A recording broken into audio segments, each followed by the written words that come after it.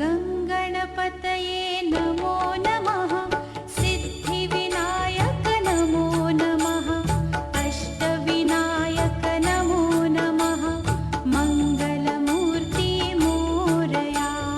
गंगणपतये नमो नमः।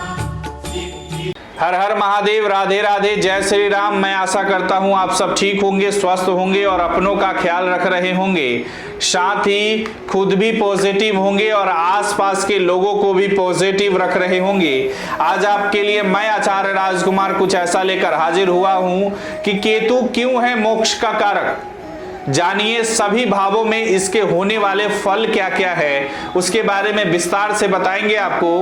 वैदिक ज्योतिष में केतु को अलगाव, ज्ञान, रहस्य, ध्यान और सबसे महत्वपूर्ण वैराग्य के कारक के लिए माना जाता है। केतु कर्म का प्रतिनिधित्व करता है, यह हमारे पिछले जन्म के कर्मों के फल को दर्शाता है। कुंडली में केतु जहां बैठता है उस क्षेत्र को प्रभावित करता है और जहां अपने पिछले कार्यों के बारे में फल प्राप्त करते हैं। केतु मोक्ष या ज्ञान की ओर झुकाव का प्रतिनिधित्व करता है, लेकिन मोक्ष तभी प्राप्त किया जा सकता है जब आप पश्चाताप कर चुके हो और पिछले कर्मों के कारण हुए दुखों का सामना कर चुके हो। कुंडली में केतु भाव जीवन का वह क्षेत्र है जहां आपको अपने प्रकाश के अंतिम लक्ष्य की ओर बढ़ने के लिए पीड़ा और कष्ट से गुजरना पड़ता है। यह वह जगह है जहां आपको भ्रमपूर्ण संतुष्टि को त्यागने की जरूरत है और भाव द्वारा प्रतिनिधित्व की जाने वाली भौतिक सुख सुविधाओं से खुद को अलग करना होता है। केतु व्यक्ति को उस स्थान से अलग कर देता है जो उसके भाव स्थान से मिलने वाले फलों को दिखाता है।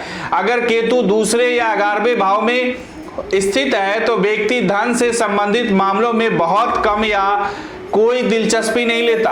किसी तरह व्यक्ति जीवन के इस क्षेत्र को कंट्रोल नहीं कर पाता, लेकिन इसका मतलब यह नहीं है कि व्यक्ति धन से वंचित हो जाएगा। वह एक धनी व्यक्ति हो सकता है, लेकिन हो सकता है कि उसका अपनी संपत्ति पर नियंत्रण यानी कंट्रोल या आसानी से धन का लाभ न उठा पाए। ऐसा व्यक्ति अपने संसाधनों को बुद्धिमानी से निवेश करने के लिए इच्छुक नहीं हो पाता है। इस प्रकार केतु का जो भी भाव होता है वह जहां भी बैठा होता है उस स्थान को मौजूद फलों को पाने में आत्मिक रूप से संतुष्ट नहीं हो पाता। व्यक्ति की कुंडली में केतु जिस क्षेत्र का प्रतिनिधित्व करता है उस क्षेत्र में व्यक्ति को सबसे अधिक अनिच्छा और वैराग्य का सामना करना पड़ता है। व्यक्ति उस भाव के प्रभावों से घिरा हुआ महसूस करता है, लेकिन फिर भी अलग नहीं हो सकता है। इस तरह से भ्रम, मानसिक अशांति और संघर्ष का सामना करना पड़ता है। जिस भाव से केतु ज्यादातर जुड़ा हुआ है वहां व्याकुलता और हताशा व्यक्ति को उस भाव के मामले से अलग कर देती है, उचित रूप से फल नहीं मिल पाता है। वैदिक ज्योतिष में केतु का महत्व एक पुरानी कथा के अनुसार हिरण्यकश्यप की पुत्री सिंहिका का विवाह विप्रचिति से हुआ था। उसने स्वरभानु नाम के एक राक्षस को जन्म दिया। स्वरभानु देवों की तरह अमर होना चाहते थे। उन्होंने देवताओं और राक्षसों के बीच युद्ध के दौरान खुद को देव के रूप में छिपा लिया, फिर छल द्वारा अमृत पिया। भगवान विष्णु ने उन्हें पहचान लिया और उन्होंने अपने चक्र से स्वरभानु का सिर उनके शरीर से अलग कर दिया, लेकिन तब तक अमृत स्वरभानु के गले तक पहुंच गया। इसलिए सिर वाला हिस्सा राहु के रूप जाना जाने लगा, जबकि दूसरे आधे हिस्से को केतु कहा गया। इसी कारण केतु को मोक्ष का कारक ग्रह कहा जाता है।